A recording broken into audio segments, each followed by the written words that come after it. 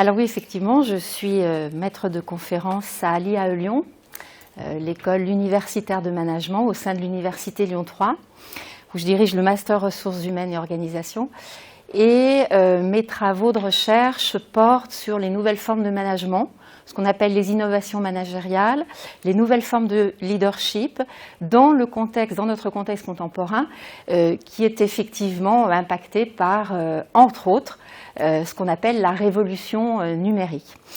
Alors, pour ce que je souhaitais partager avec vous ce soir, à propos, si je reprends le thème, l'impact du pilotage numérique sur les activités et les métiers de l'entreprise, je suis d'abord partie justement de cette notion de révolution, parce que vous l'avez compris, je suis dans le champ des sciences humaines, de la gestion des ressources humaines, donc c'est effectivement la dimension humaine qui m'intéresse ici, en quoi, qu'est-ce qui est modifié, pourquoi, comment. Et premier réflexe universitaire, on nous dit révolution numérique, c'était repris d'ailleurs dans le descriptif de la conférence, le numérique a opéré une révolution. Et je me disais, qu'est-ce que c'est une révolution? Alors, je ne veux pas faire on va peut-être pas faire une étude de sémantique, mais révolution, vous voyez, il y a quand même la notion, quand on regarde les dimensions clés, il y a quelque chose qui affecte les normes, les comportements, les valeurs, les façons de faire, et ça se trouve à tous les niveaux. Il y a des gagnants, il y a des perdants. Mais ça, on le voit en général un peu plus tard. Il y a des effets de court terme, immédiats, mais il y a aussi les effets de long terme. Et quand on parle de l'impact, justement, un impact à moyen et long terme. Et effectivement, en révolution numérique, il n'a qu'à regarder, vous voyez, dans la rue, les comportements dans la rue, les téléphones portables. Enfin oui, il y a effectivement, on peut parler de révolution. Et mais je mettrai un bémol tout de suite après. Et dans ce contexte, les entreprises sont en train de se réarchitecturer en profondeur autour de ce flux permanent de données, le big data, la révolution des données, là encore le mot révolution. Et là, on est vraiment sur quelque chose qui oblige à repenser l'organisation dans ses dimensions économiques, dans ses dimensions sociales et managériales également. Mais je mets tout de suite le bémol. Révolution, oui, mais les révolutions se suivent. Finalement, alors elles ne se ressemblent pas, certes, mais finalement, il y en a eu avant, et sans doute il y en aura-t-il d'autres après. Alors, révolution, machine à vapeur, électricité, et puis ensuite informatique, miniaturisation, robotisation. Là, j'ai repris et on parle même aujourd'hui de la 4e révolution industrielle. Vous développerez ce point, Alban, je crois. Et j'ai repris, vous voyez, la publicité de la compagnie IBM sur du e-commerce, sur du commerce électronique, avec et ce symbole emblématique qui est Internet. Alors, il y a eu déjà des révolutions, il y en aura d'autres, mais ce qu'on retrouve néanmoins, si l'on parle de révolution, et c'est peut-être ça qui est intéressant avec le numérique, vous voyez, c'est les craintes que ça porte, les craintes qui sont portées par ce phénomène. Alors nous, à Lyon, on est bien placés. On a parlé, j'ai évoqué la première révolution industrielle, machine à vapeur, début 19e à Lyon, on a eu la révolte des canuts, et finalement, révolte des canuts, vous savez, ce sont ces ouvriers dans le textile qui sont dans la soierie, qui se sont révoltés parce que lorsqu'est arrivée une nouvelle machine à tisser et qui leur prenait leur travail, et ce sentiment terrible de déqualification, de perte de compétences, de se sentir exclu d'un nouvel ordre social, et ils sentaient bien qu'il y avait là quelque chose. Et aujourd'hui, on se retrouve avec ces craintes. Alors des révolutions qui sont différentes bien sûr, mais les craintes, finalement, elles sont identiques. Et nous, dans le champ des sciences de gestion des ressources humaines, c'est cette question sur les métiers. Quel impact sur les métiers, sur les emplois? Et on retrouve les questions, l'intelligence artificielle, est-ce qu'elle va supprimer nos emplois avec les robots humanoïdes qui font des tas de choses, l'automatisation. Je parlerai un peu tout à l'heure de l'entreprise 4.0. Et dans ce contexte également, on voit apparaître un nouveau modèle économique dit de plateforme, ce qu'on appelle l'ubérisation. C'est-à-dire que maintenant, on n'est plus sur de la production de biens et services. Enfin, bien sûr, il y a toujours de la production de biens et services, mais on est sur des plateformes, une économie avec des plateformes où on met en connexion, sont connectés les clients, les fournisseurs, et on échange des biens et services. Donc, ça change complètement le modèle économique. Et ça se traduit par une sorte de précarisation. C'est bien ce dont on a parlé avec, vous savez, le phénomène, les Uber, les taxis Uber. Et puis derrière ça aussi, le travail à temps plein, est-ce qu'il va disparaître? On a eu à une époque, ça a été un best-seller aux États-Unis, un ouvrage de Jeremy Rifkin qui s'intitulait « La fin du travail ». Et vous voyez, c'était milieu des années 80, fin du travail, disparition des emplois à plus ou moins brève échéance. Donc nous allons vers une société de loisirs. Bon, à mon avis, c'est pas du tout ce qui se dessine, mais voilà, cette question de ces craintes portées par cette question du numérique. Et certains parlent, alors on a dit révolution, de tsunami, un tsunami guidé par la technologie. Tout ça dans un contexte mondialisé. Ça veut dire quoi un contexte mondialisé? Ça veut dire hyper concurrentiel. Ça veut dire des entreprises qui, partout, en tout lieu, sont mises en compétition et également des changements massifs dans le monde du travail où sont affectés, certes, les métiers, les façons de travailler, mais aussi ce qui fait le travail, le sens même du travail. Alors, j'ai repris une étude, vous pouvez la trouver sur Internet, alors il y en a eu d'autres depuis, mais celle-ci était très intéressante parce qu'elle montrait dès 2014 les grandes tendances, et l'étude EY LinkedIn qui s'intitule « La révolution des métiers, nouveaux métiers, nouvelles compétences, quels enjeux pour l'entreprise ?» Alors on voit apparaître voilà, les nouveaux métiers, Brand Ambassador, enfin bon, je ne vais pas les énumérer, mais effectivement, des nouveaux métiers apparaissent, et également, des métiers disparaissent. Il y a même plus, dans certains cas, plus de métiers du tout, avec le taxi sans conducteur. On peut remplacer aussi, vous voyez, en gestion des ressources humaines, si on a besoin d'un psychologue, on peut s'adresser à Ellie, qui est robot humanoïde, capable de détecter des états psychologiques, capable uniquement par le son de la voix, les mouvements corporels, de savoir si le patient est en état dépressif ou pas. Et puis, alors bien sûr, vous avez entendu parler là il y a une question éthique derrière, la reconnaissance faciale en Chine qui permet de détecter les mauvais comportements et donc éventuellement les punir. Et puis en ressources humaines, eh bien, on a des entreprises qui maintenant utilisent, là encore, un robot humanoïde, il se trouve que c'est Vera, mais il y en aura d'autres, spécialistes de recrutement, et qui, avec de réels résultats, parce que plus de rapidité, plus de fiabilité, en tout cas dans la première partie du processus recrutement, parce que le robot humanoïde, finalement, pas d'affect, pas de robot, eh bien, ça supprime toute la question des biais. Vous savez qu'on peut avoir en recrutement des biais de similitude, la première impression, voilà. Pardon. Alors avec Vera, là, pas de problème. Très bien. Mais tout ça pose la question, quel regard, ce contexte étant posé, quel regard porter sur ce pilotage numérique, sur cette numérisation au sein des entreprises? Alors, il y a une première série de travaux qui, finalement, plutôt optimistes, alors les travaux de 2015, McAfee, qui considèrent que finalement, cela nous permet, tout ce qui est numérique, robotisation, ça nous permet d'entrer dans une nouvelle ère de prospérité. C'est extraordinaire, on va connaître des progrès exponentiels grâce aux technologies digitales. D'ailleurs, c'est très bien, on aura des voitures autonomes qui vont traverser les embouteillages, on n'aura plus à s'occuper, plus de soucis, des robots qui peuvent nous remplacer pour faire les tâches pas toujours très agréables, etc., etc. Bon, il n'empêche, on retrouve les craintes identiques à celles des canuts à Lyon au début du 19e, Il n'empêche que cette numérisation, cette automatisation, robotisation, elle a évidemment un impact sur la quantité d'emplois, bien sûr sur la nature des emplois, mais aussi la quantité.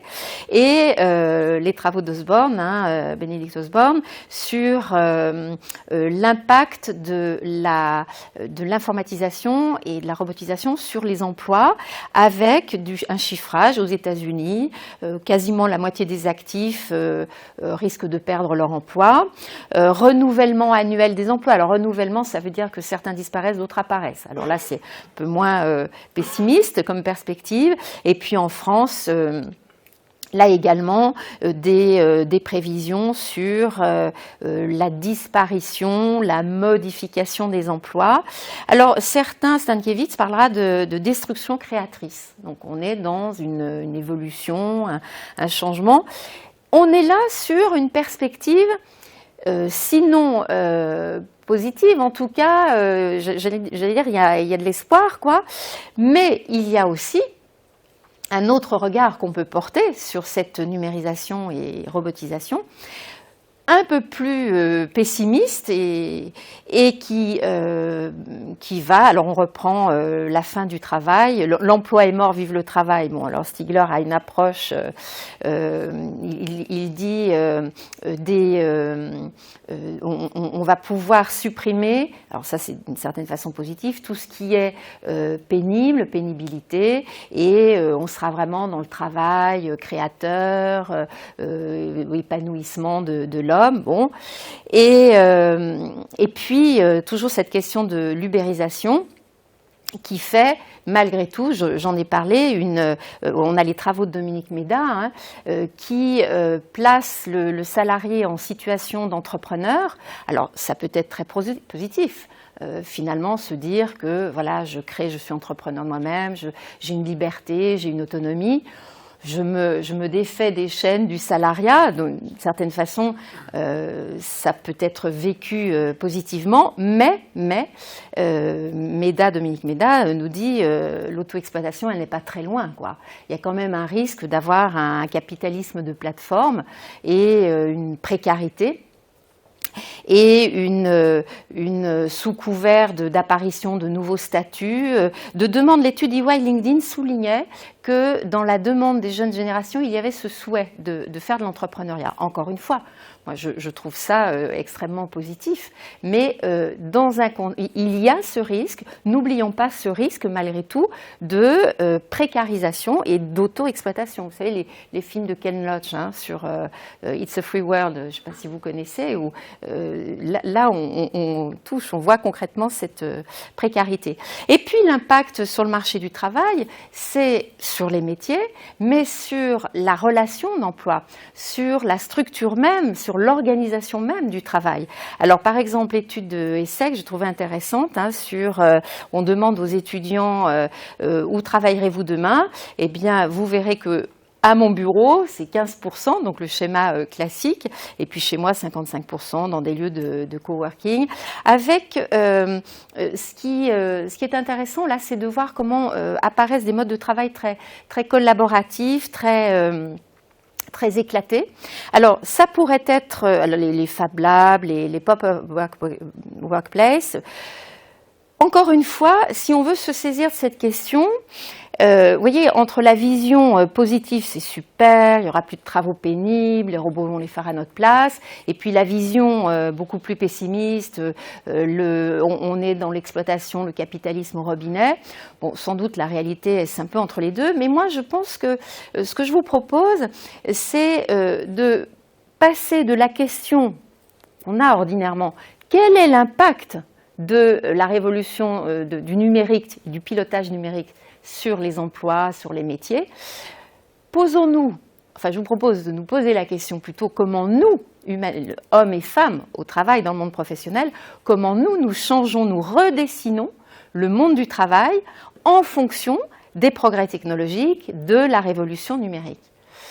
Et vous voyez, c'est plus la même perspective.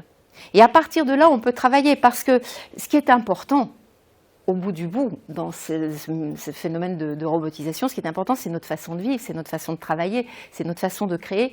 Et quand on aborde la question de la technologie, il y a un lien très vite à faire avec les talents. Parce que, je le signalais tout à l'heure, dans cet environnement très concurrentiel, ce qui va permettre aux entreprises de se démarquer, d'être compétitives et de rester en place, ce sera possible dans la mesure où elles font de l'excellence, où elles sont performantes. Et elles sont performantes si quoi? Si elles ont des talents, si elles ont des compétences. Et la question de l'impact, c'est, à mon sens, la question de comment attirer et fidéliser les talents dans ce nouveau contexte. Alors, attirer, fidéliser, la guerre des talents, ça c'est quelque chose depuis la fin des années 90. L'étude McKinsey qui est sortie, c'était la première fois où on a parlé de la guerre des talents. On a commencé à se dire, précisément dans ce contexte très mondialisé, d'hyperconcurrence, les entreprises ont pris conscience, se sont dit, oui, on parlait du chômage et il y a aussi du chômage, mais c'est surtout le problème, c'est comment avoir les compétences. Et on ne pourra pas gagner cette compétition mondiale si on n'a pas ces talents. Et on est souvent focalisé, alors bien sûr qu'il y a la question du sous-emploi et du chômage, mais vous savez quand même que dans tout, au niveau mondial et en France aussi, les chefs d'entreprise se plaignent de ne pas trouver les talents. Bon, c'est un autre débat, mais... Alors, si c'est ça la question, attirer et fidéliser les talents, concrètement en termes de management. Alors là, on rentre dans le sujet de la gestion des ressources humaines. Quelles conséquences managériales? Parce que si conséquences managériales, c'est une déqualification de l'humain, un petit peu comme ce qui s'est passé pour les canuts lyonnais, voire une disparition de ce qui est l'humain. Alors vous comprendrez que notre question, l'impact du pilotage numérique sur les activités et les métiers de l'entreprise et comment cela révolutionne le pilotage de la marque entreprise, là l'entreprise, elle est disqualifiée, elle se disqualifie elle-même, quoi. Donc, quelles conséquences managériales? Alors, justement, parce que je parle de gestion des ressources humaines, vous voyez, j'ai repris ce schéma de l'industrie 4.0, l'usine connectée. Intégration totale de la logistique, de la production, superbe, mais ça crève les yeux. Enfin, je veux dire, c'est où l'humain, quoi? Il n'y a pas un humain, il n'y a même pas une souris qui court, il n'y a même pas une plante. Enfin bref, il n'y a rien de vivant. Quelque chose de complètement mortifère. Alors vous savez que l'industrie, le secteur industriel est confronté à la question de la pénurie des talents. Ils ont un vrai problème d'attractivité, alors qu'ils font des choses très, très intéressantes, mais vrai problème d'attractivité. Mais franchement, ça ne donne pas très envie, quoi. Comment voulez-vous attirer des talents quand vous voyez des espaces comme ça qui sont totalement mortifères? Alors, moi, je pense que, là encore, allons un peu plus loin dans la question, c'est pas tant le fait qu'il y ait moins de travail humain, mais c'est plutôt comment on maintient, comment on laisse l'humain au cœur de ce fonctionnement, comment on crée un monde du travail qui soit plus humain. Et pour cela, je le mets toujours en lien avec la question du pilotage et de l'attraction de la fidélisation. Je voudrais vous citer, je reprends l'étude L'Oréal CMS, qui a maintenant quelques années, et qui était une des premières à mettre en évidence, vous savez, dans toute cette réflexion sur, et un peu ces lieux communs sur la génération Y et maintenant la génération Z, ces jeunes qui ne veulent pas travailler, on n'arrive pas à les fidéliser, c'est pas possible, ils changent tout le temps, etc., etc. C'est la première étude, et beaucoup d'autres l'ont confirmé depuis, qui montrait que, alors CMS, excusez-moi, il faut quand même que je vous précise, CMS c'est le réseau européen qui regroupe les formations en management, les top formations. Il y a la London Business School, la Copenhague, enfin les meilleures écoles en management. Et l'étude a eu lieu auprès d'étudiants en master, deuxième année de management international. Donc des étudiants tout à fait bien outillés pour entrer sur le marché du travail. Et la question était, financée par L'Oréal, donc l'étude, la question était qu'est-ce que vous recherchez dans votre vie professionnelle? Qu'est-ce qui est important pour vous? Bon. Et cet échantillon d'étudiants au niveau européen a répondu ce qui est central pour nous, c'est le travail. Donc déjà, feu le stéréotype de jeunes qui ne veulent pas travailler, bon. Mais un travail qui ait du sens, qui réponde à des exigences éthiques, qui nous donne de l'autonomie, mais aussi de la reconnaissance. Mais vous voyez, ce besoin de sens. Et je reviens là aux implications managériales. Finalement, pilotage numérique. Certes, on verra tout à l'heure les dimensions très technologiques, mais la question, c'est qu'est-ce qui donne sens au travail ? Dans un univers, dans des entreprises connectées 4.0, avec des robots humanoïdes, etc., qu'est-ce qui donne sens au travail ? Eh bien, ce sera, alors là je me situe dans le champ ce qu'on appelle les Positive Organizational Inquiry. C'est tout un champ de recherche en management qui essaie alors de regarder qu'est-ce qui fonctionne, qu'est-ce qui dans le contexte extrêmement concurrentiel qui est le nôtre, où les entreprises, vous savez, on parle de performance, le coût de l'excellence, le coût de la performance, on parle de burn-out et c'est une réalité. Assurément. On parle de stress au travail, toute une réflexion sur comment développer la qualité de vie au travail parce qu'on a montré un lien, on a démontré le lien entre qualité de vie, satisfaction des salariés et performance de l'entreprise. Donc, c'est important de s'intéresser à ça. Alors, dans ce champ, donc, les travaux montrent que ce qui va donner du sens, c'est le fait de réaliser un métier qui soit un peu plus qu'un métier, qui soit une mission. Et tout bêtement, une mission qui rend heureux, une mission où on a le sentiment de faire bien, de faire le bien, d'être reconnu pour faire bien, d'être quelqu'un de bien. Vous voyez la notion de bien commun, en fait, derrière. Donc, sentiment d'exercer un métier qui contribue à accroître le bien commun. Et donc un métier, une mission qui apporte de la joie, de la fierté, du bonheur. Bonheur eudémonique, vous savez qu'il y a le bonheur hédoniste. Bonheur hédoniste, c'est-à-dire on est dans la fourniture d'un plaisir immédiat, un bon repas, déguster un bon vin ou que sais-je, un bon dessert, c'est le bonheur hédoniste. Et le bonheur eudémonique, c'est beaucoup plus sur de la motivation intrinsèque, c'est en quoi ce serait par exemple participer à un projet qui répondent à mes aspirations profondes. Ça satisfait un versant du bonheur qui est le bonheur eudémonique. C'est-à-dire on est dans aspirer à faire quelque chose qui nous dépasse, quoi. Alors, la question, c'est en quoi, du fait de ce pilotage numérique, les organisations peuvent se saisir. Y a-t-il là une opportunité pour donner davantage de sens au travail, pour avoir et pour proposer ce qu'on a une visée éthique, ce que j'appelle, je reprends les travaux de Paul Ricoeur, une visée éthique du travail. Visée éthique, c'est-à-dire est-ce que du fait de ces révolutions numériques, robotiques, etc., est-ce qu'on arrive à créer des institutions justes, des organisations justes, où les salariés, ceux qui vivent et qui travaillent là, ont le sentiment c'est juste, voilà, tout simplement, la justice, et que finalement, cela leur permet de remplir une mission, d'avoir une vie bonne avec d'autres, pour les autres et pour eux-mêmes. Visée éthique. C'est ça la question du pilotage numérique. En quoi il permet de répondre à cette visée éthique ou pas ?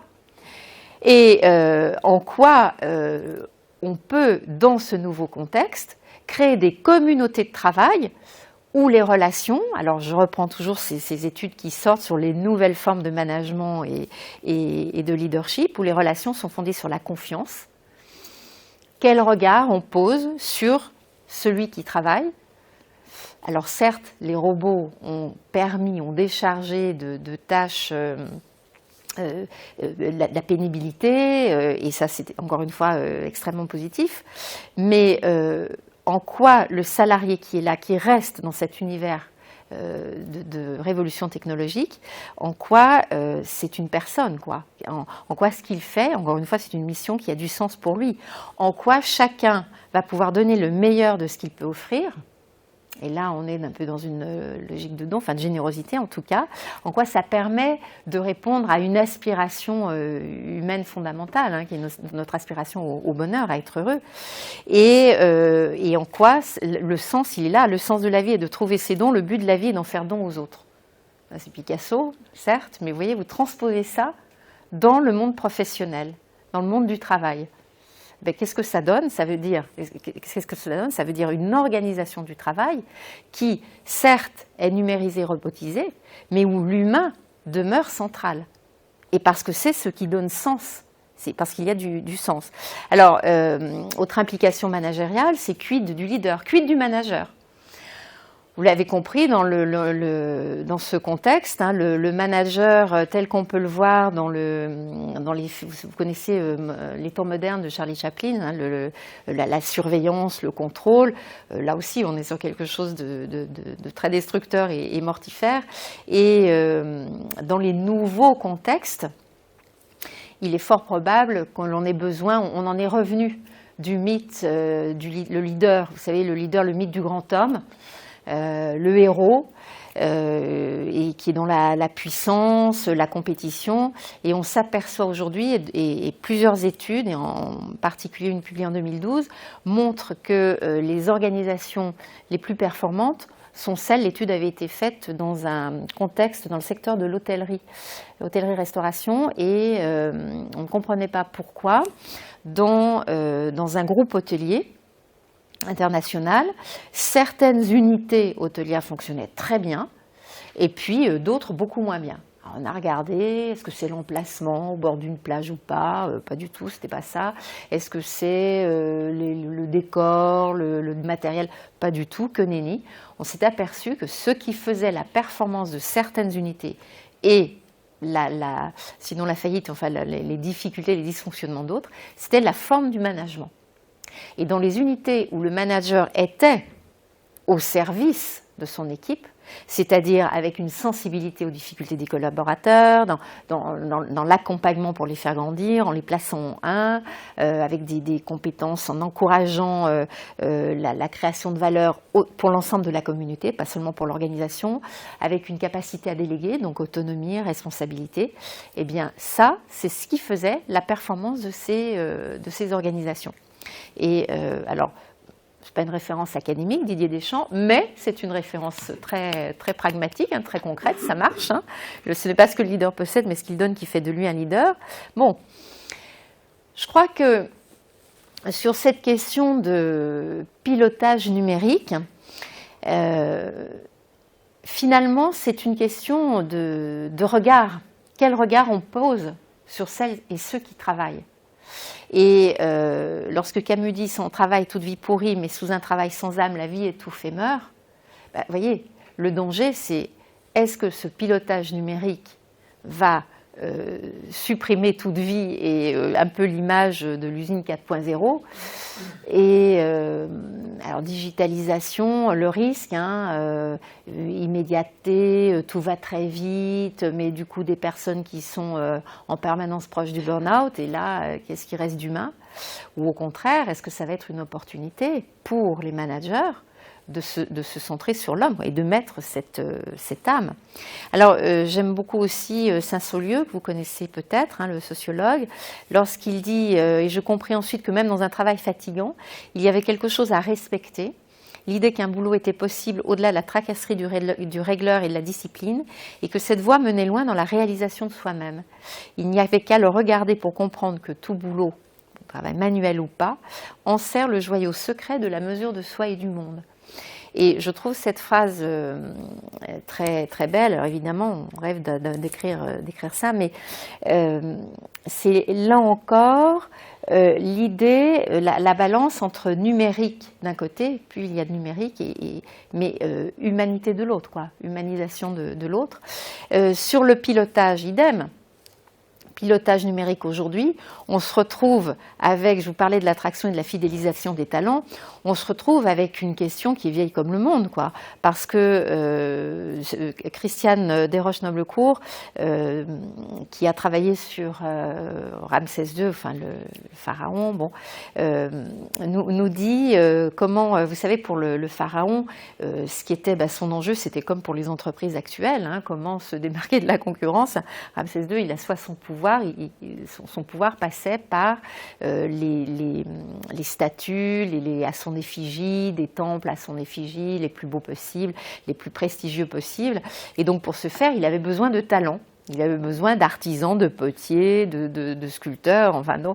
Et tout son discours ici indique comment sa volonté d'attirer et de fidéliser les talents, qui est notre question aujourd'hui, hein, qui est la question des entreprises aujourd'hui dans le contexte de révolution numérique. Et je l'ai cité ici pour montrer que le pilotage numérique, c'est la technique, certes, mais comment je me tourne sur l'humain pour que cet humain, cet homme, ces hommes et femmes, aient envie de venir travailler pour moi et encore une fois de donner le meilleur d'eux-mêmes. Alors, pour finir, quel regard poser sur le travail dans ce contexte? On n'a pas... vous savez, dans la Grèce antique, hein, le travail, c'était travail manuel, c'était pour les personnes esclaves. Hein, et puis au Moyen Âge, le travail, il y a une dimension d'ascèse. C'est ce qui va permettre à l'homme de s'éloigner, de se rapprocher de la prière, de Dieu. Bon, et puis petit à petit, avec la première révolution industrielle, on arrive à l'utilité. Le travail comme quelque chose qui peut être utile. Et donc on arrive là à la valeur travail. Et aujourd'hui, c'est ça la question. C'est derrière pilotage numérique, impact sur les activités et les métiers de l'entreprise, c'est qu'est-ce que c'est le travail? Je pourrais me dire, est-ce que c'est et dans quelle mesure cette révolution numérique va permettre à l'homme étant un être de relation, en quoi le travail lui permet de vivre cette dimension relationnelle de façon épanouissante, de façon enrichissante. En quoi le travail lui permet d'avoir une médiation entre lui et son environnement, les hommes entre eux, et en quoi cela peut lui permettre de réaliser son œuvre. Et je crois que je parlais du regard, hein, vous voyez, on parle de robots, mais revenons à cette histoire vous savez que vous connaissez sans doute d'une personne qui se promène, on peut situer l'histoire quand on veut dans le temps, dans l'espace, et d'une personne qui se promène, qui rentre dans une carrière et qui voit évidemment dans une carrière des personnes casser des cailloux. Alors là pour le coup il n'y a pas de robot humanoïde pour casser les cailloux, et quand on pose la question au premier, qu'est-ce que tu fais comme métier, il répond je casse des cailloux, au deuxième je construis un mur, puis le troisième il répond moi je construis une cathédrale. Vous voyez, c'est une question de le regard porté sur le travail. Alors moi je crois que la question du pilotage numérique, c'est plus il y aura une robotisation, une technologie extrêmement numérisation, plus on numérise, et plus ce qu'il est important de faire, c'est d'humaniser. Et c'est la balance entre numériser et humaniser qui me semble importante de ne pas oublier.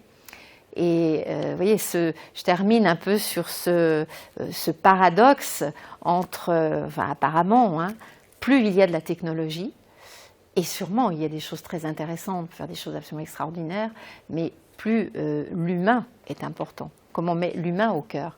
Parce que, vous savez, le robot humanoïde, alors robot, on prend le cas dans la puissance technologique, vous savez, le Kasparov, qui aux échecs, puissant joueur d'échecs, absolument extraordinaire, quand il s'est trouvé face à un ordinateur, il a perdu. L'ordinateur a gagné, encore heureux. L'ordinateur, je veux dire, on avait travaillé dessus, des dizaines d'ingénieurs avaient travaillé dessus pendant des années, encore heureux que l'ordinateur ait gagné sur... Mais jouer aux échecs, c'est pas juste gagner ou perdre, c'est beaucoup plus que ça. Et bien sûr que des robots peuvent reproduire des tableaux de Picasso, mais ils ne seront jamais Picasso. Donc vous voyez, il me semble que, je voulais terminer là-dessus, hein, cette idée, le paradoxe, oui, pilotage numérique, impact sur les activités et les métiers de l'entreprise, mais ce qui reste premier, saisissons cette opportunité technologique pour remettre l'humain au centre. Je vous remercie de votre attention.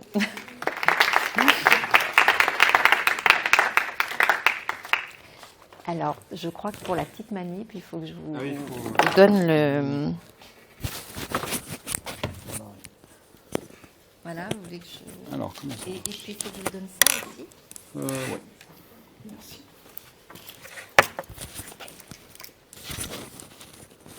Je sais pas trop le vôtre.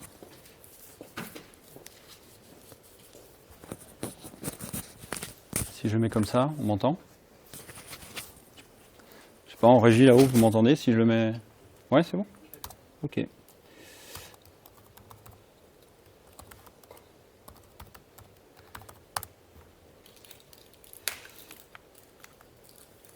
Alors...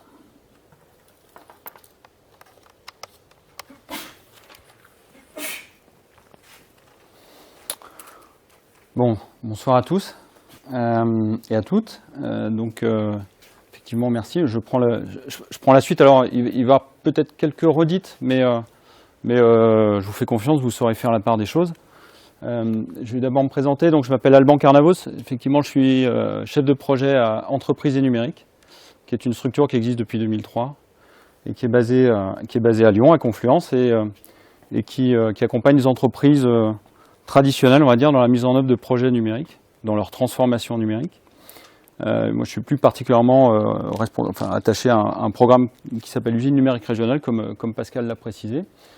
Avant le NE, j'avais une autre expérience dans le privé. J'ai travaillé pendant 5 ans au début de ma carrière chez Capgemini, un intégrateur de solutions numériques, qui s'appelait SS2I à l'époque. Aujourd'hui, on parle d'entreprise de services numériques. Et donc, j'ai 18 ans d'expérience dans la transformation numérique et la conduite du changement. Donc, la conduite du changement, c'est comment faire en sorte que une bonne partie de ce qui a été dit jusqu'à présent se déploie de manière optimum à tous les niveaux dans une entreprise.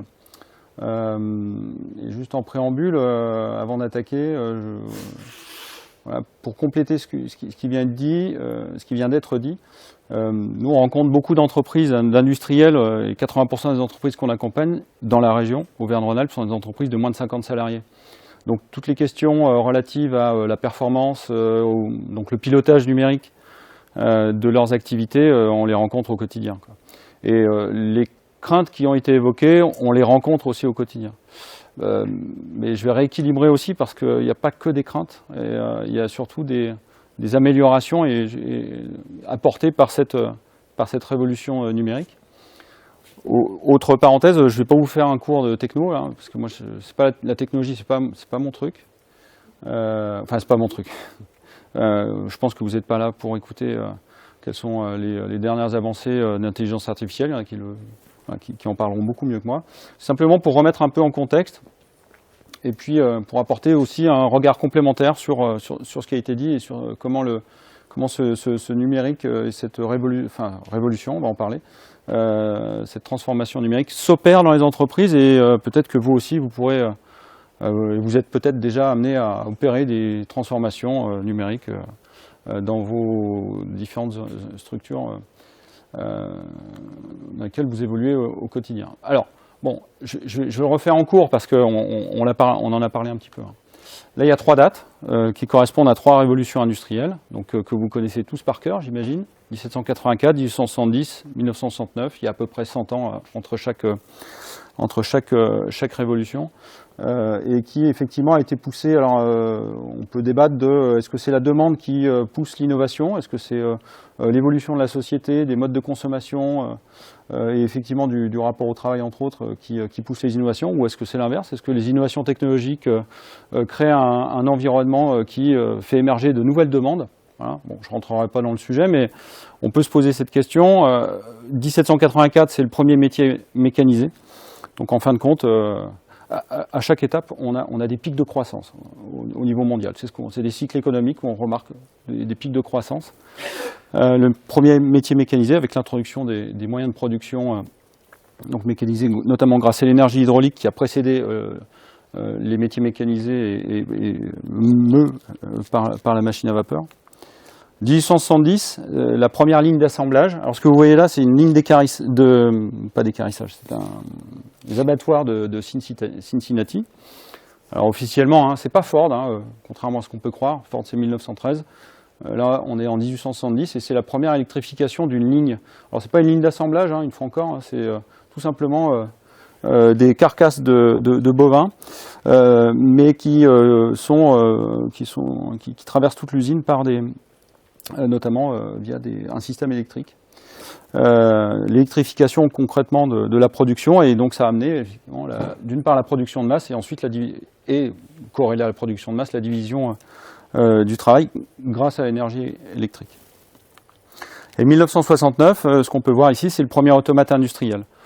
Donc c'est ce qu'on appelle le modicon. Donc ce que vous avez là, grosso modo, ça représente même pas une micro-puce d'un de vos téléphones portables. Hein. Donc là, vous avez toute l'équipe qui a mis en point cet appareil, en fait, concrètement, qui est à la croisée entre l'électronique et l'informatique. Ça s'appelle le PLC, Programmable Computer. Et donc là, vous avez les 4 personnes qui l'ont créé, qui étaient très contents de poser sur cette photo. Et en fin de compte, qu'est-ce que ça a ouvert? Ça a ouvert les voies de l'automatisation. Automatisation, on a parlé de robotisation. Alors depuis les années 70, il y a quand même un certain nombre de technologies qui sont apparues. Je vais en prendre 4. On peut en prendre 15, je vais en prendre que 4, que vous garderez en tête. Ça, c'est un tableau de la Renaissance, c'est la première infographie en 3D.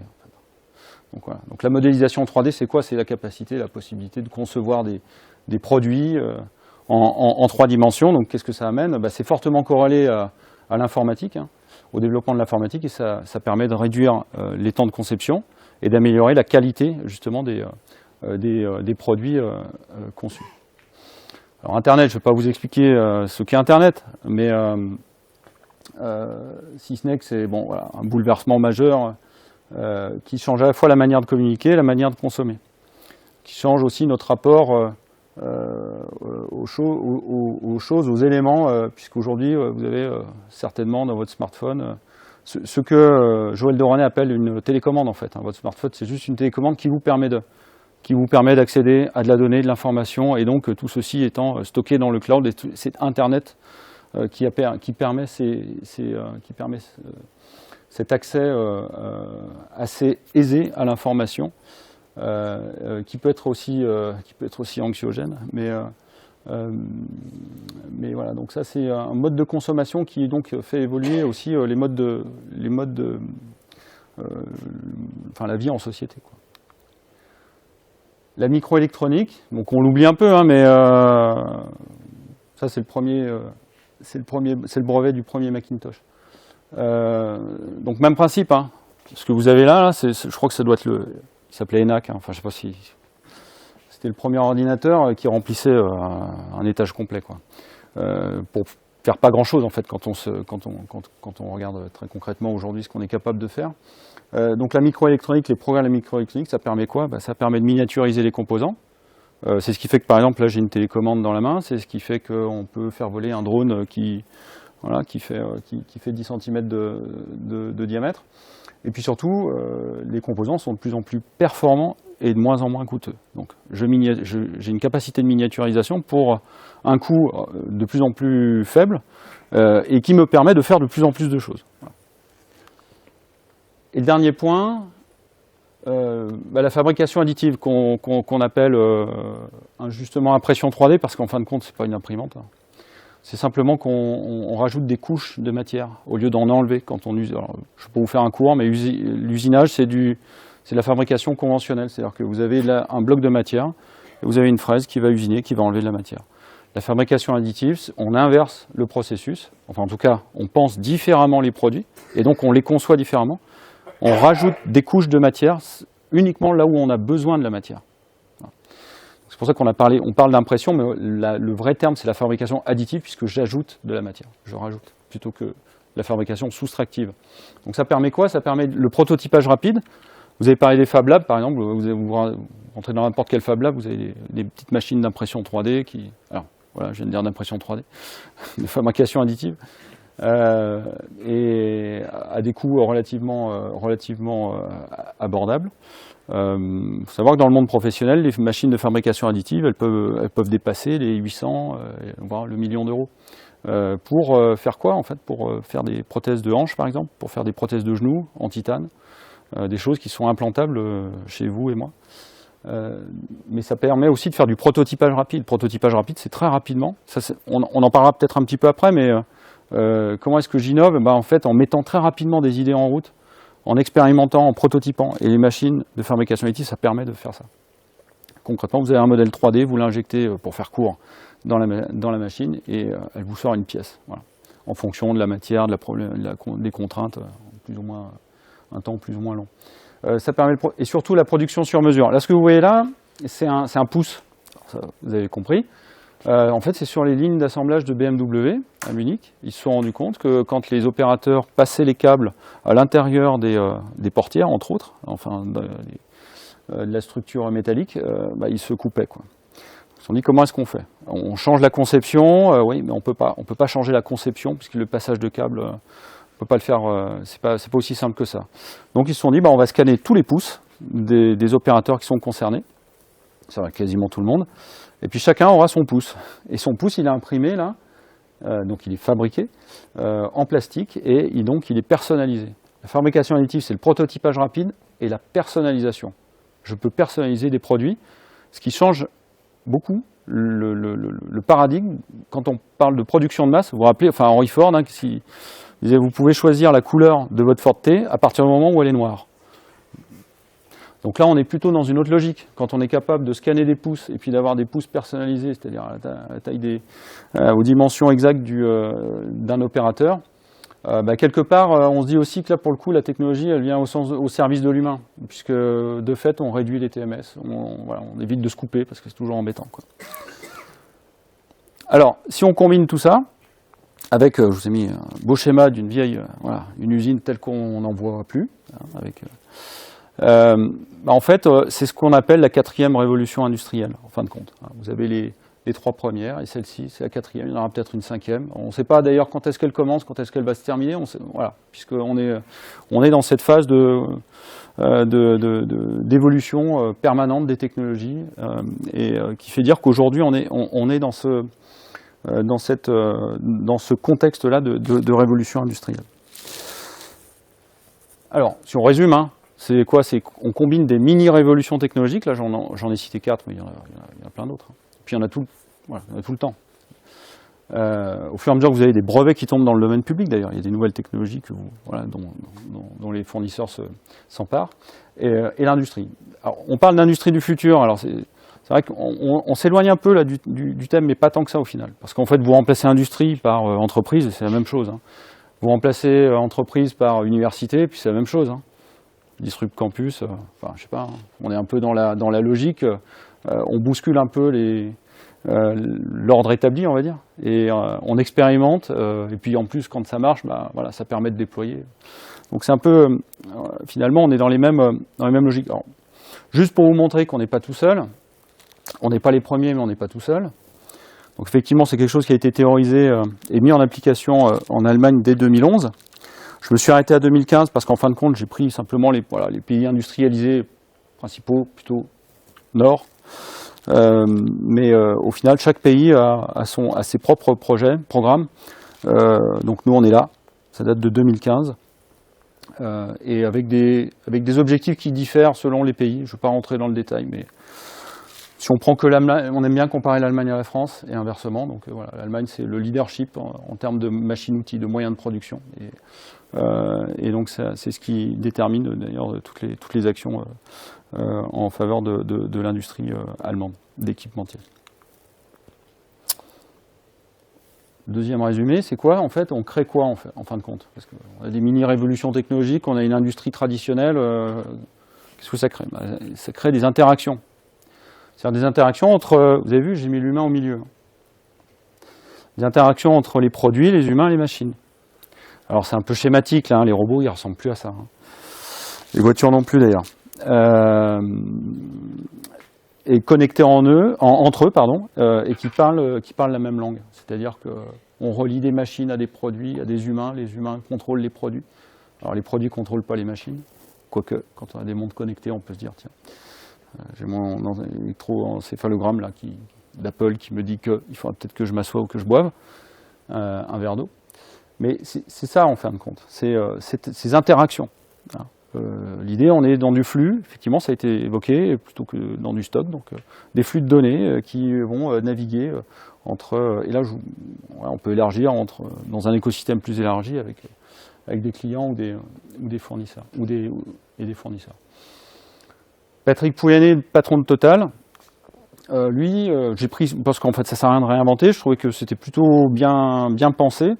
Il dit que le champ du digital, alors, il y a toujours une guerre entre digital et numérique, alors chacun dira ce qu'il veut, on parle plutôt de numérique en France, mais il y a 3 volets, le volet commercial, industriel, et puis un autre volet qui concerne l'innovation.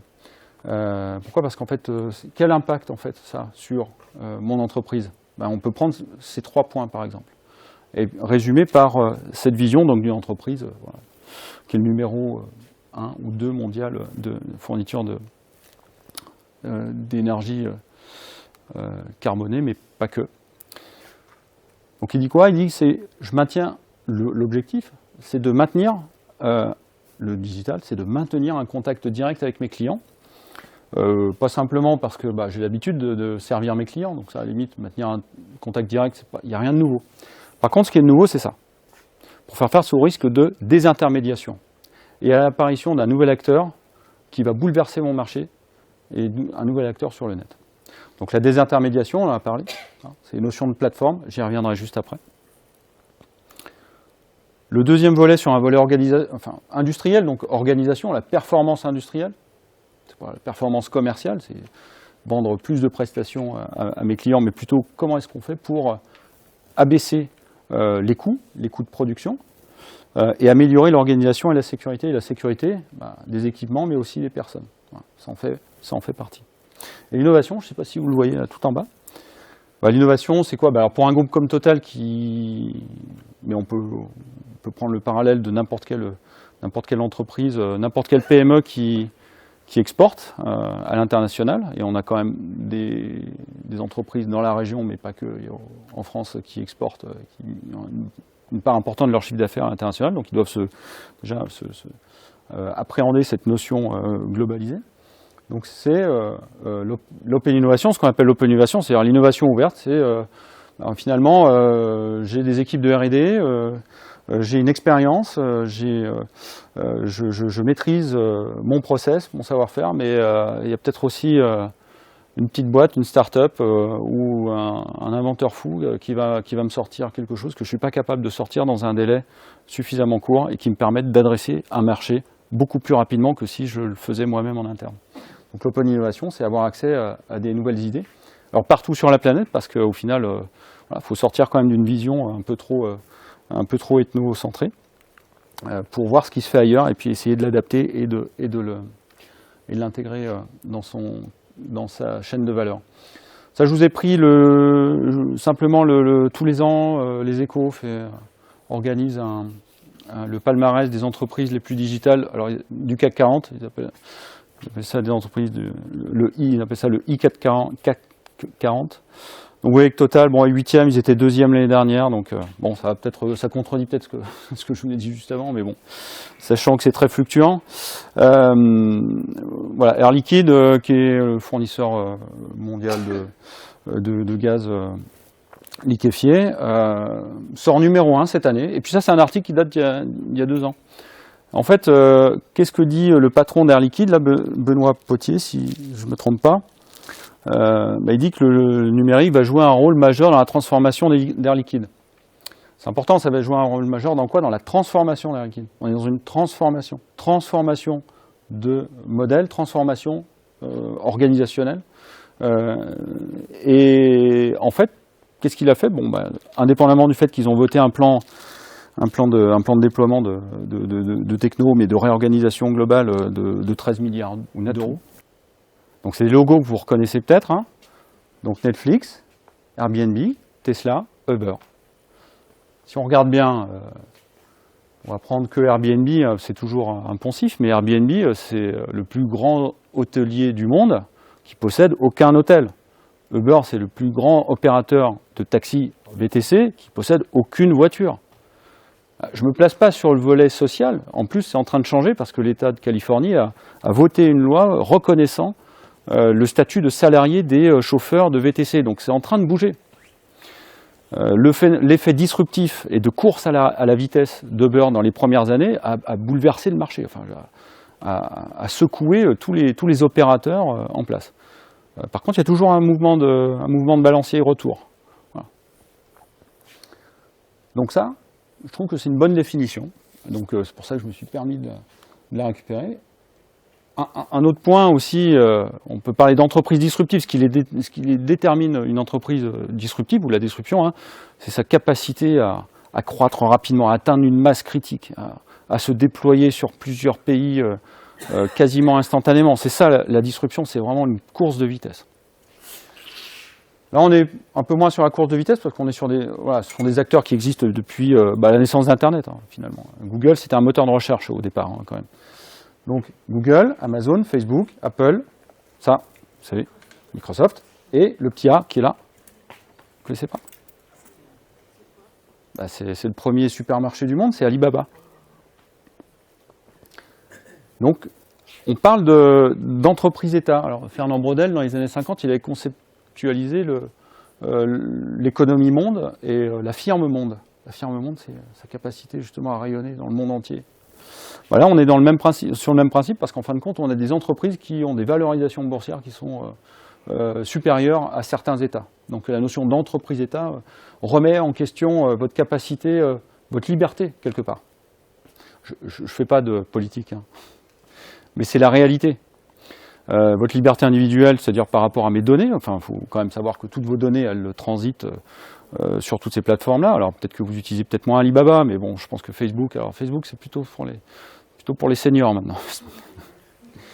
Enfin, 45 ans, quoi. Et encore. Mais voilà, donc avec une valorisation boursière avec la capacité d'investissement et d'investir de manière très rapide dans des secteurs. On parle de robotique. Je ne sais pas si vous avez déjà regardé, j'aurais pu vous la passer, mais une vidéo des entrepôts d'Amazon.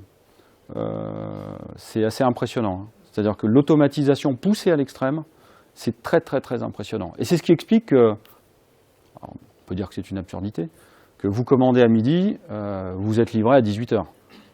C'est-à-dire que c'est peut-être même plus rapide pour vous en fonction de où vous habitez que de prendre votre voiture, d'aller dans un supermarché un samedi, faire vos courses. Bon. Après, ça ne remplace pas le commerce de proximité, mais ce que je veux dire par là, c'est que cette capacité des entreprises qui atteignent une taille critique peut être déroutante. Alors, il y a combien de personnes qui sont nées entre 1980 et 2000 là, dans la salle? Voilà, d'accord. Donc lui, là, vous le connaissez? Non. Alors moi, je n'étais pas né hein, quand il a sauté. Donc ce garçon avec les chaussures bleues, une chaussure bleue, une chaussure blanche, il s'appelle Fosbury. Alors si vous avez fait un peu d'athlétisme, d'ailleurs vous le voyez, c'est le saut en hauteur. Avant 68, on ne sautait pas comme ça. Après 68, plus personne ne sautait autrement que comme ça. Puisqu'avant, c'était le saut ventral, le saut en ciseaux. Puis on ne dépassait pas une limite. Sauf que lui, là, en 68, c'est au JO de Mexico. Hein, c'est une photo d'époque. En fin de compte, il est monté à 2,24 m, il a remporté la médaille d'or. Donc aujourd'hui, le record est à 2,45 m. C'est Sotomayor, il le détient depuis 1993. C'est un Cubain. Voilà. Il n'a jamais été détrôné et il saute en Fosbury. Alors, pourquoi je vous montre ça? Parce qu'en fait, rappelez-vous, disruption. C'est-à-dire, avant qu'il saute, tout le monde sautait toujours de la même manière. Sauf que le jour où il a sauté comme ça, et qu'il a décroché la médaille d'or, tout le monde était scié.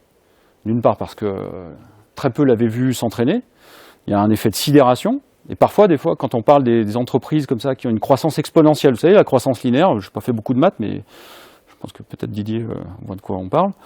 Vous avez une croissance linéaire, puis une croissance exponentielle, ça démarre comme ça part d'un coup. Et là, c'est le même principe, c'est-à-dire qu'il y a un effet de sidération, on ne s'y attend pas. Alors pourquoi? Et la sidération, ce qui est drôle, c'est que vous allez la voir ici. Alors là, vous le voyez de face, hein, c'est la même photo, hein, c'est juste quelques dixièmes de seconde avant. Je ne sais pas si vous le voyez bien là, vous le voyez le juge? Enfin l'arbitre. Alors tous les autres, bon, regardent, ils sont un peu surpris. Il y en a qui rigolent derrière, parce qu'au départ, il faisait rire tout le monde. Puis là, le juge, lui, il a tout de suite compris qu'il se passait un truc et que ce serait plus jamais comme avant, quoi. Voilà, donc c'était juste pour représenter finalement la disruption. Et comment ça se traduit, par exemple, dans le secteur traditionnel. Le slip français, je ne sais pas si vous connaissez le slip français. C'est très simple, hein. C'est pas très compliqué le slip français. En plus, ça se comprend bien, hein, le slip français. On voit à peu près de quoi il s'agit. Par contre, est-ce que vous connaissez ce terme, DNVB? Alors vous allez chercher là tout de suite sur Internet, accès à l'information directe. C'est Digitally Native Vertical Brands. Donc en bon français, des marques nées avec le digital, verticales. Donc des marques verticales nées avec le digital, c'est quoi? Ce sont des marques qui finalement ont bien compris tout ce qu'on a dit avant là. C'est-à-dire la disruption, la désintermédiation. Je peux secouer un marché très rapidement. Pourquoi? Parce qu'en fait j'ai des codes. C'est pour ça que je vous demandais qui est né entre 80 et 2000. Parce que les acheteurs, ceux qui sont nés entre 80 et 2000, c'est pas les mêmes que ceux qui sont nés. Voilà. Enfin, je peux pas faire d'opposition des générations, mais ils n'ont pas les mêmes codes. Les codes ont changé. Alors si vous connaissez Olivier Revol, qui est pédopsychiatre lyonnais, connu, voilà, je vous invite à regarder, à écouter ce qu'il dit justement sur, on va dire, 35 ans d'expérience dans son cabinet de pédopsychiatre et comment il analyse en fin de compte le choc génération, enfin en tout cas les générations, les millennials, là, les fameux générations Y. Les générations Z, c'est celle d'après, hein.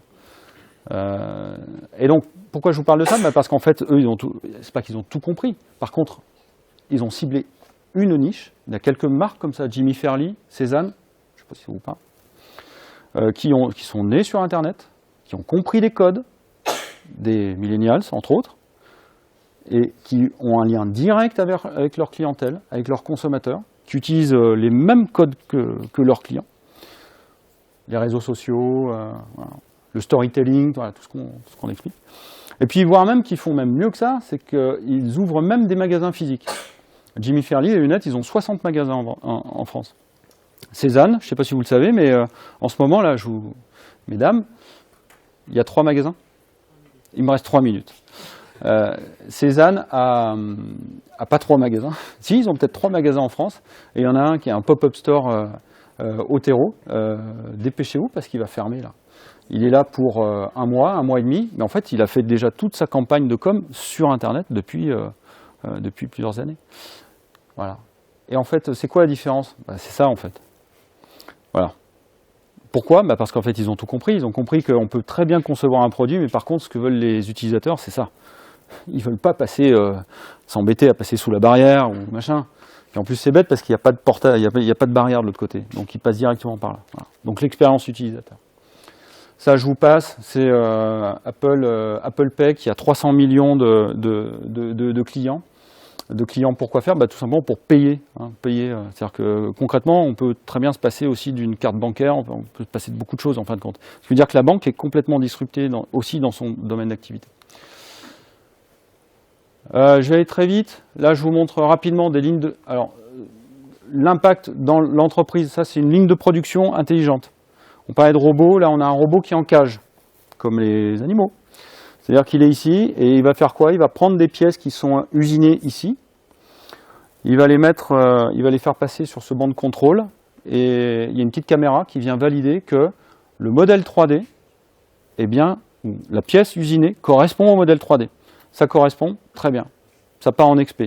Ça correspond pas, hop là, ça repart. Donc ça c'est quoi? C'est de la supervision des lignes de production en fin de compte. On peut contrôler des pièces et en plus on peut même, selon le degré de modification apportée, il peut même lui dire attends, il faut réusiner un petit coup par là parce que et comme ça ira mieux. Donc ça veut dire quoi? Ça veut dire que l'opérateur qui était derrière la machine là, qui poussait des boutons, qu'est-ce qu'il fait lui? Ça change son rapport au travail, hein, c'est ce que vous avez dit. Et qu'est-ce qu'il fait? Il va avoir des alertes. Attention, là il y a un taux de correction qui est trop important. Attention, il y a un taux de rebut. Il va avoir des alertes sur son smartphone et puis là il va agir. Là il va essayer de comprendre. Il va régler. Mais dans 80% des cas, ça passe. Deuxième point, l'analyse, l'Internet industriel des objets. Alors le schéma que vous avez montré, bon, moi je préfère celui-là. Pourquoi? Parce que ça c'est réel, enfin c'est réel, ça existe vraiment. C'est-à-dire que ce sont des capteurs qui vont récupérer des données, les transmettre, et puis l'objectif c'est quoi? C'est pas d'accumuler de la donnée pour se faire plaisir, c'est simplement pour faire de la maintenance préventive par exemple. Voire de la maintenance prédictive, là c'est un peu plus poussé, c'est-à-dire qu'il y a des algorithmes qui permettent d'apprendre automatiquement et puis du coup de déclencher des actions spécifiques. Donc les équipements connectés créent énormément de données. Là c'est la réalité augmentée, bon. Je vous l'avais, c'est très simple, hein, vous avez un casque qui date aujourd'hui, parce que ce casque-là, ce modèle existe encore, mais c'est pas le dernier cri de chez Microsoft. Ça permet quoi la réalité augmentée? Tout simplement de faire apparaître j'ai une petite vidéo, mais je la passerai pas. Je vous inviterai à regarder ça sur Internet. L'entreprise s'appelle Savoie Transmission, gardez ça en tête, Savoie Transmission, vous allez sur YouTube ou sur notre site web, et vous verrez cette vidéo. Et donc là, je vais avoir toutes les opérations à réaliser qui sont dématérialisées, qui passent directement dans le casque. Alors pour la petite histoire, moi le patron de cette entreprise, qui est à Chavano, m'a dit mais moi le problème c'est que mes employés, je ne sais pas s'ils vont tous accepter parce qu'en fin de compte c'est basé sur des interfaces gestuelles. C'est-à-dire que vous faites des gestes comme ça, pour ouvrir une fenêtre, pour fermer une fenêtre, pour appuyer sur un bouton. Il dit, ils ont peur qu'on les prenne pour des fous. C'est-à-dire dans l'atelier qu'il y ait quelqu'un qui fasse ça, comme ça, tout le temps. Il m'a dit, c'est réel, c'est un truc qu'on lui a dit, il n'osait même pas lui dire, mais il dit, j'ai peur qu'on prenne pour un fou. Star Wars 9 sort dans 10 jours, ça c'est le 4. Ils sont sur la planète Tatooine, tous les deux, là, ils sont perdus. Et ce que dit C3PO à RD22, il dit, nous sommes faits pour souffrir, voilà notre lot. Je trouve ça intéressant, ça date de 77. Un temps où la robotique n'était pas forcément développée, où les robots comme ça, il n'y en a pas dans les usines, faut pas... Alors pourquoi? Parce qu'en fait aujourd'hui on parle de robots collaboratifs. Les robots collaboratifs ou collaborative robots, ça fait quoi? Effectivement ça réduit les tâches ingrates répétitives, ça permet de se concentrer sur des activités à valeur ajoutée, diminuer les risques et les TMS. Pareil, je vous passe pas la vidéo, vous la verrez. Là en fait c'est quoi? C'est un poste de travail où vous avez un bras robotisé ici, qui est caché, et une personne qui va souder, qui va fabriquer une antenne. Et haute fréquence. Et en fait, le bras se repositionne en fonction de la taille de l'opérateur. Le plateau va tourner. Enfin, toutes les opérations que finalement, on faisait dans des positions pas très pratiques et finalement qui généraient beaucoup de TMS. Donc l'idée, c'est quoi? C'est de s'adapter à la demande. Alors, je vais passer très rapidement parce que je crois que j'ai complètement explosé mon temps. Il y a 3 enjeux. J'en ai juste pour les avoir en tête. On a vu des technos, c'est quoi des mini-révolutions technologiques, plus l'industrie. Ça crée cette 4e révolution industrielle. Vous avez vu, il y a pas mal de technologies qui permettent de récupérer de la donnée, de traiter de la donnée. En fait, par contre, il y a des enjeux. Les enjeux, les compétences, on en a parlé un petit peu. La cybersécurité et la gestion des données. Alors, ce qu'on appelle les big data. Je vous prends 2 exemples. C'est le Shazam. Vous connaissez Shazam? Le Shazam de la maintenance prédictive, c'est la même chose, mais sauf que ça analyse des sons, j'allais dire industriels. Le but du jeu, c'est quoi? C'est que derrière, il y a un algorithme qui apprend tout seul. Comme Deep Blue, Kasparov avec Deep Blue, maintenant on est sur un autre niveau de complexité, on parle de deep learning ou de machine learning, des machines qui apprennent toutes seules. Là, c'est le même principe, c'est-à-dire que j'apprends, on me donne des cas d'usage, on me fait écouter des sons, et puis après, l'étape d'après, c'est que je suis capable de reconnaître un son que l'on ne m'a pas préconfiguré. Et voilà, donc c'est une société, Eolan et Cartesiam, c'est un acteur traditionnel et une start-up. On parlait d'écosystème, aller chercher des bonnes idées où elles sont. Cardiologue, vous regarderez, ça permet d'analyser les anomalies fines dans les électrocardiogrammes. Et c'est une start-up française qui commence à faire, qui commence à faire long, mais enfin, moi j'étais fabricant d'électrocardiogrammes, je me poserai des questions. C'est-à-dire que potentiellement, le même principe, si je ne réfléchis pas à ça, à l'algorithme qui permet d'améliorer justement la qualité de mes données, je me ferai du souci. Bon, ça c'est Veolia, c'est pour faire du tri avec de reconnaissance visuelle. Donc là, finalement, vous avez un tapis avec des choses qui passent dessus. Et puis en fait, en fonction de la typologie de déchets, bah, il va le mettre plutôt à gauche, plutôt à droite, plutôt au centre. Voilà. Même principe, là, vous évitez à des personnes d'aller salir la main et puis de récupérer des choses qui ne sont pas forcément très propres. Sur les chatbots, je passe. La cybersécurité, je pense que c'est toujours le truc qu'on met à la fin, dont on ne parle pas beaucoup. Par contre, on est en train de parler d'une usine qui tourne avec des machines connectées, qui est visible depuis Internet, enfin, qui va balancer des informations à des clients, à des fournisseurs, des données techniques qui permettent de mieux produire, qui permettent d'anticiper des besoins, d'être plus flexible, etc. Donc tout ça, une fois que c'est connecté, bah, c'est magique. Par contre, le risque, c'est ça. Le risque, c'est qu'il y ait une attaque et puis que vous stoppez complètement la production pendant, là en l'occurrence, pendant 24 heures. Et c'est Renault, donc ça peut avoir des conséquences, y compris financières, très importantes. Ça, c'est la progression des attaques. Je ne veux pas forcément focaliser sur des choses qui font peur, mais ça existe quand même. Les ransomware, 70%, 78% en 2019 ciblaient des particuliers. Ça veut dire quoi? Ça veut dire qu'il y a 22% qui ciblaient des entreprises. Et c'est la réalité. Nous, on a des clients qui nous disent, bah là, on m'a crypté tous mes fichiers. Bon, c'était pas grave, hein, j'ai payé $300 en Bitcoin, magique. Par contre, la deuxième fois, c'était pas 300, c'était 3000. Donc comment je fais, quoi? Et comment je fais? Il y a des choses à voir, voilà. Des audits de sécurité entre autres, et vous voyez que ça c'est le Forum économique mondial de 2018. Les cyberattaques, il les met ici, hein, c'est-à-dire probabilité forte et impact fort. Juste en dessous les catastrophes naturelles, la crise de l'eau et puis le changement climatique. Voilà, c'est juste pour sur une échelle de gravité, enfin en tout cas d'enjeu, pour bien replacer également le vol de données qui se trouve ici. Et puis la panne majeure d'un système d'information, on oublie, mais ça peut être critique, quoi. Sur les compétences, alors non, s'il y a un truc que je voulais vous montrer, c'est ça. Alors, effectivement, en 2013, Oxford Osborne, ils disent, oulala, il y a 47% des métiers en 2023 qui n'existeront plus. Voilà, grosse crise de panique. Puis alors, un an plus tard, on a dit, en Angleterre, c'est 35%. D'accord. Le CDE, 9%. Ah bon. 7%, 6%. Puis là, on dit, ah ben non, finalement, c'est 14%. Ah d'accord. D'emploi, ah puis là, non, on va en gagner, 0,5%. C'est magique. Et puis là aussi, on va gagner 58 millions d'emplois. Donc en fin de compte, c'est juste que, en fonction de comment on prend l'information déjà, il faut... Ça, je vous incite à aller sur le blog de Olivier Ezrati, c'est lui qui a compilé toutes les études. Et qui donne quand même cette vision. Enfin, il faut dire ce qui est. Tout le monde dit qu'on a du mal à recruter, mais enfin, personne ne sait concrètement ce que seront les emplois, en tout cas au moins pour un tiers, 40% dans 15 ans. Voilà, c'est quand même la réalité. D'ailleurs, on peut juste voir l'augmentation de l'automatisation, même principe, c'était du Forum économique mondial. Voilà, en 2025, on inverse la tendance, hein, entre 58% de tâches humaines, 42% réalisées par des robots. J'aime pas bien parce que ça n'existe pas ça en entreprise. Hein. Faut pas croire qu'il y ait des robots humanisés. Il y en a pas, quoi. Il y en a pas. Les Luddites, 1811. Donc c'est les premiers ouvriers qui ont commencé à se révolter contre les machines. C'est pas Terminator, hein, c'est Luddites, c'est 1811, c'est en Angleterre. Donc ils ont cassé des machines. Pourquoi? Parce qu'en fait, justement, leur rapport au travail, en tout cas leur valeur ajoutée, disparaissait au profit de machines qui étaient beaucoup plus performantes que. Donc on l'oublie, mais elle est Luddite parce que c'était initié par une personne qui s'appelait Ned Ludlum.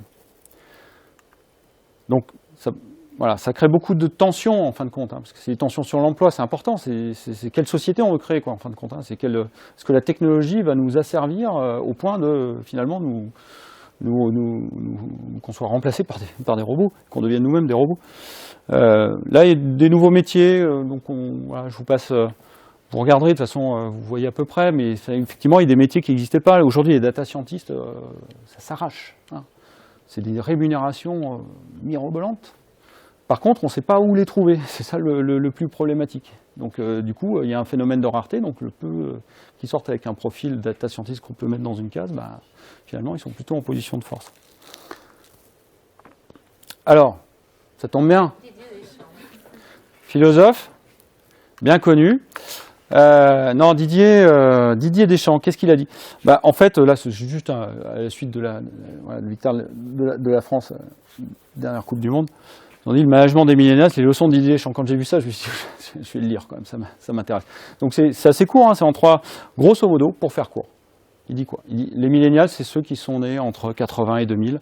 Alors, je suis pas tout à fait d'accord. Ils n'aiment pas travailler, non. Ouais, c'est plus tourné dans une notion de partage et avoir un équilibre entre la vie professionnelle et la vie privée. Enfin voilà, bon, pareil, Olivier Revol, tapez sur Internet. Donc il dit quoi? En fait, moi, ce que j'essaye, c'est de leur faire confiance. C'est-à-dire qu'il y a des jeunes qui n'avaient jamais été sélectionnés, et puis voire même que je fais rentrer dans les dernières minutes en finale. Voilà, mais je leur fais confiance. Ce qui va avec la confiance, c'est la responsabilisation. C'est-à-dire, je leur fais confiance et je les responsabilise quand ils font des bêtises, ou en tout cas quand ils sont mauvais, je leur dis et je les écarte. Et ils ne jouent pas le prochain match. Et le dernier point, c'est l'expérience. Parce qu'en fait, on est toujours en train de dire oui, mais il faut engager des jeunes, vous allez voir, ils vont balayer tous ces boomers, les hockey boomers, tous ceux les baby boomers. Alors moi, je commence à tomber dans cette catégorie des baby boomers, mais je commence à avoir de l'expérience. Alors du coup, je me dis, attends, ouais, mais en fin de compte, il y a peut-être des choses qu'un millénial, il va peut-être pas forcément avoir. Justement, cette expérience. Le fait d'avoir vu pour un pédopsychiatre, et j'y arrive au bout, 30 ans d'enfants dans son cabinet, ça change un peu le regard, justement, et puis c'est cette expérience-là, associée à la compétence, justement, d'un millénial qui va aller beaucoup plus vite, qui va percuter, qui va avoir les codes, pour qui Jimmy Fairley, ça va tout de suite lui parler. C'est ces combinaisons-là, et c'est ce qui est expliqué dans cet article, justement, d'avoir un cadre, c'est-à-dire un cadre au sens expérimenté, et un jeune sur chaque poste, et qui permet de sécuriser, d'avoir l'expérience, et puis d'avoir la vitesse, la rapidité, la capacité de pivoter, quoi. Je crois que j'ai fini, presque. Simplement pour vous dire la techno, juste pour la techno, c'est au centre, mais c'est pas au centre en fin de compte, c'est au support, c'est un soutien. Tout ce qui est important, c'est ce qui est autour. Et ça, c'est à la croisée de tout ce qui est autour. Le client, les partenaires, l'écosystème et l'organisation, agile, flexible, etc. Et ensuite, la techno, elle vient supporter. Voilà. C'est juste le message que je voulais passer. Ça, je vous le passerai un autre jour. Voilà. Et si vous voulez voir des vidéos, vous allez sur 1215.fr, enfin des vidéos, des contenus qui expliquent tout ce qu'on vient de voir ce soir. Voilà, merci.